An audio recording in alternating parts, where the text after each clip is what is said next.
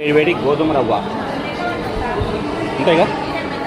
ఈ గోధుమ రవ్వలో కాంబినేషన్ చెప్తాను చూడండి ఒకసారి.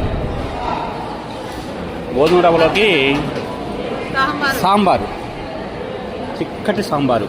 ఇంత ముందు లేదు అది, ఇప్పుడు ఇది పెట్టారు. నెక్స్ట్ తిన్న తర్వాత సాంబార్ అన్నమాట ఇక్కడ. సాంబార్ కిచడి. అది తిన్న తర్వాత సాంబార్ కిచడి. పేరుకి అల్పాహారమే కానీ గోధుమ ఉప్మా తర్వాత సాంబార్ కిచడి ప్లస్ ఇది తిన్న తర్వాత ఇదిగోండి పెరుగన్నం. దద్దోజనమా పెరుగన్నమా? ఇదిగోండి పెరుగన్నం. పేరుకే అల్పాహారం కానీ భోజనం కంటే ఎక్కువ ఐటమ్స్ ఉన్నాయి తినేవాళ్ళకి.